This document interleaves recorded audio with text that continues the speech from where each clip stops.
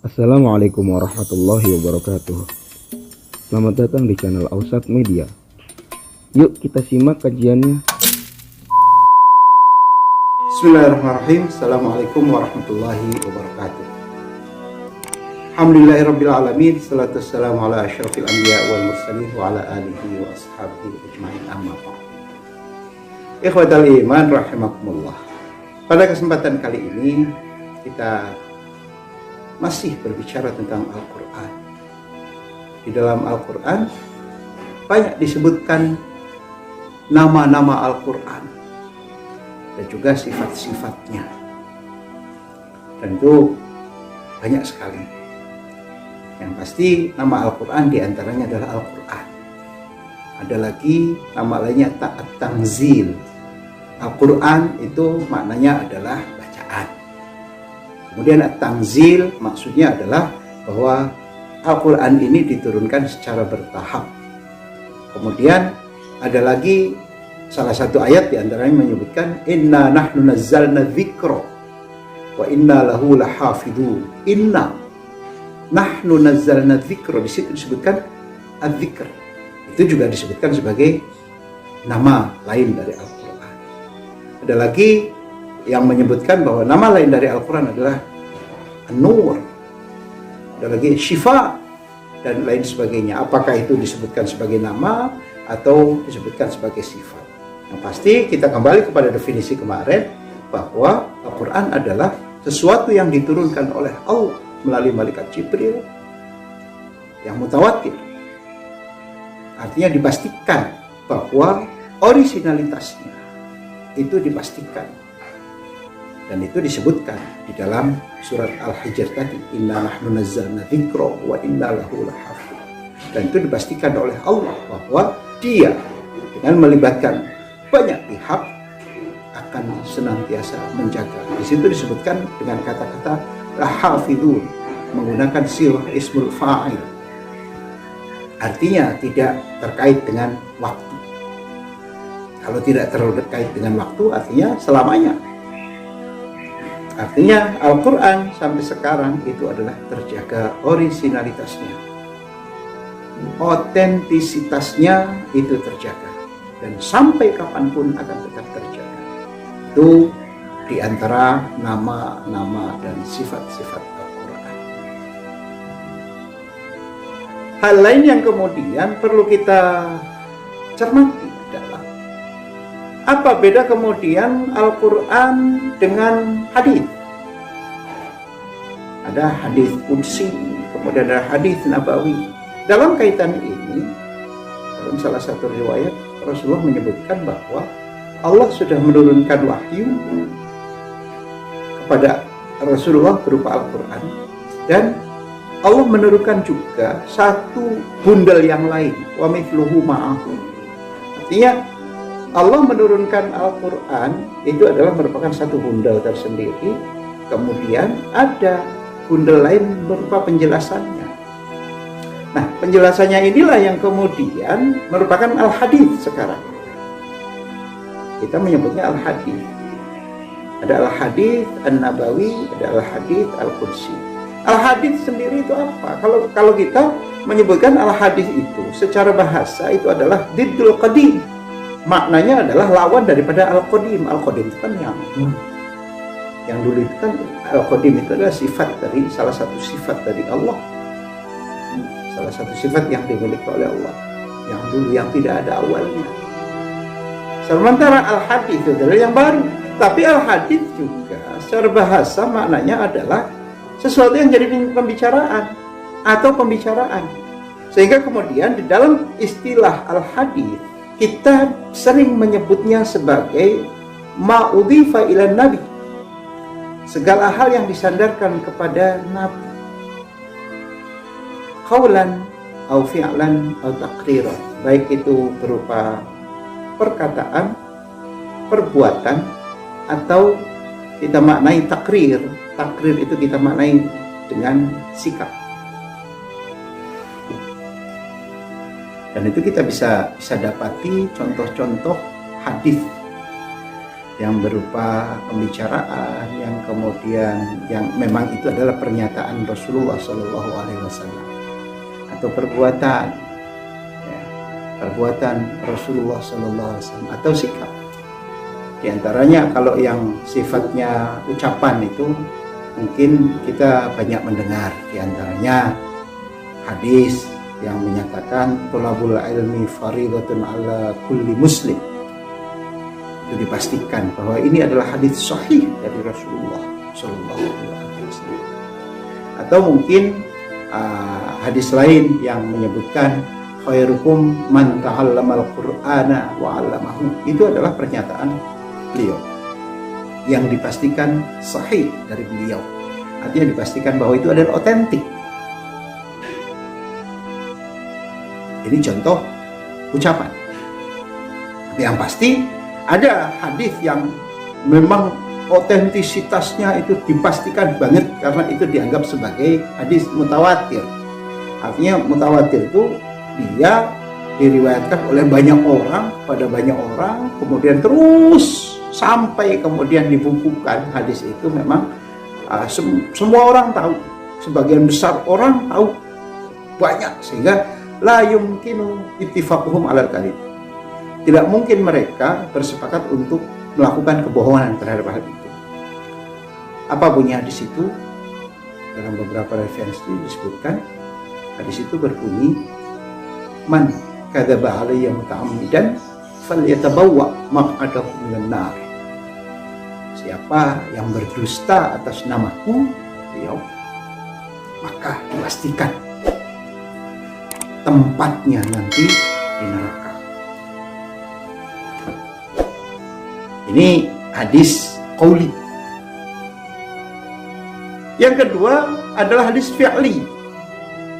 Hadis fi'li ini yang sifatnya perbuatan. Perbuatan itu ya kebanyakan hadis fi'li ini sifatnya adalah mutawatir.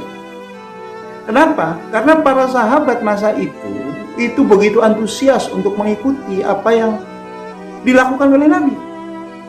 Di antaranya adalah cara beliau sholat. Sehingga kemudian ketika beliau sudah sholat, kemudian beliau mengatakan, shollu kama ra'aitumuni usolli. Sholatlah kalian sebagaimana aku sholat. Atau bagaimana beliau melaksanakan ibadah haji. Beliau kemudian dalam kaitan ini mengatakan, khudhu anni manasikakum. Dan beberapa hal lain terkait dengan perbuatan-perbuatan. Kemudian kita antusias. Tetapi kenapa kemudian dalam masalah sholat, masalah wudhu, kemudian ada perbedaan-perbedaan di sana? Yang berbeda itu adalah hal-hal kecil. Yang andai kata hal itu tidak ada, itu juga nggak membatalkan sholat. Hal-hal pokoknya sama, kemudian hal-hal yang kecil-kecil itu yang kemudian berbeda. Contoh umpamanya bagaimana cara bertakbir, ada yang Allahu Akbar, ada yang Allahu Akbar, ada yang Allahu Akbar, ada yang kemudian setelah takbir kemudian ada yang begini, dan lain sebagainya. Dan itu andai kata itu dinafikan, ditiadakan, itu sholatnya masih tetap sah.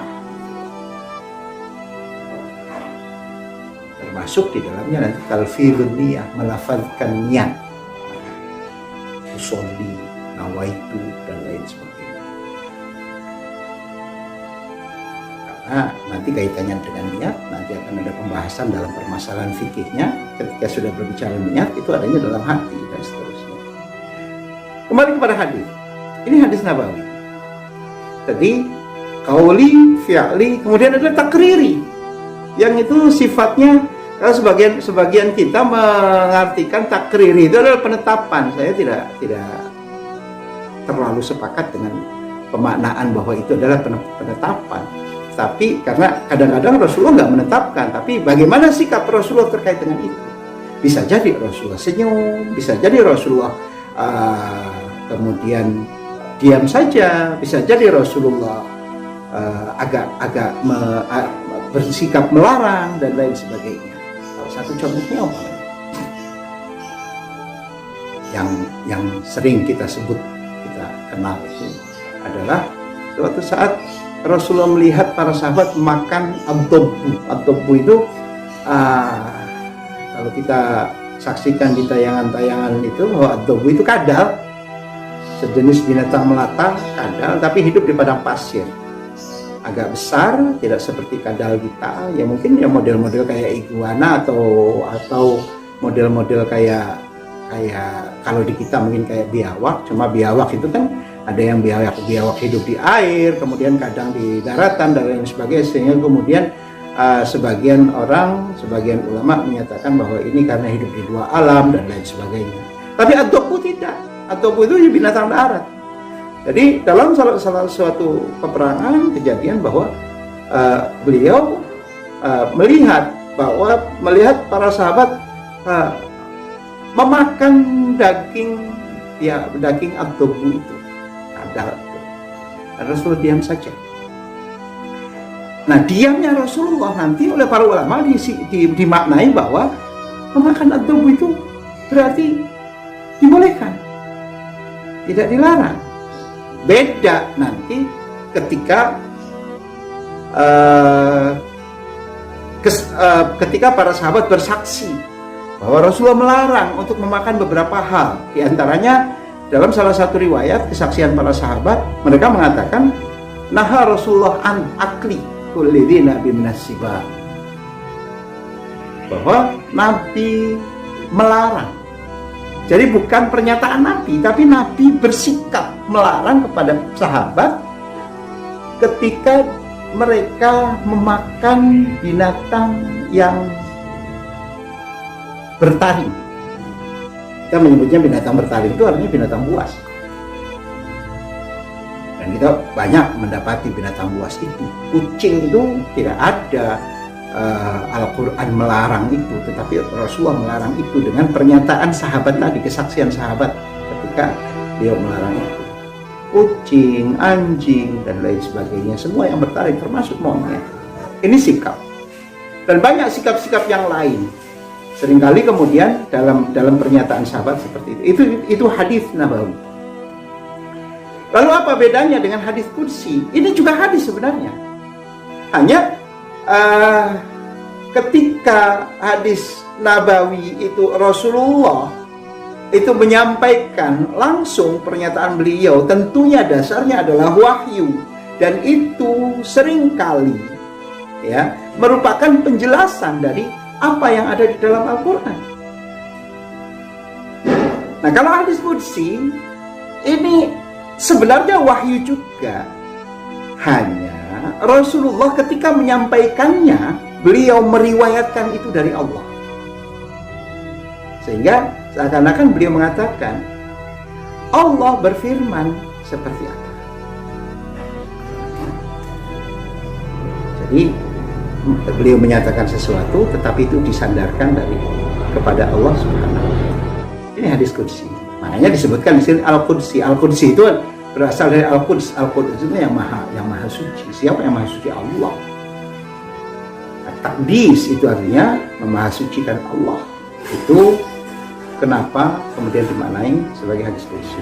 Salah satunya yang mungkin kita kenal dalam yang sering disebut-sebut itu sebagai hadis qudsi itu adalah ketika Rasulullah menyampaikan ana inda dzanni abdi bi. Ya, ketika beliau menyebutkan ana inda dzanni abdi bi, itu beliau mengatakan, menyandarkan pernyataan ini dari Allah, sehingga kemudian seakan-akan beliau mengatakan Allah berfirman bahwa aku, kata Allah, sebagaimana apa yang disangkakan oleh hambaku kepadaku. Nah, itu diantara hadis qudsi, dan masih banyak lagi hadis qudsi yang lain. Berbeda dengan Al-Quran. Kalau Al-Quran adalah firman Allah yang semuanya itu adalah mutawatir, sampai kepada kita mutawatir, turun melalui Jibril. Hadis qudsi ini juga sebenarnya wahyu, tetapi sampai kepada kita melalui jalur periwayatan sebagaimana hadis nabawi. Sehingga kemudian nanti ada yang mutawatir, ada yang sahih, ada yang dhaif, dan lain sebagainya. Jadi tidak semua hadis qudsi itu kemudian dikatakan sebagai hadis yang sahih. Nah, ini perbedaan antara Al-Quran, kemudian ada Al-Hadits An-Nabawi, kemudian Al-Hadits Al-Qudsi. Semoga bisa difahami. Mohon maaf atas segala kekurangan. Hadani Allah wa iyyakum ajma'in. Assalamualaikum warahmatullahi wabarakatuh.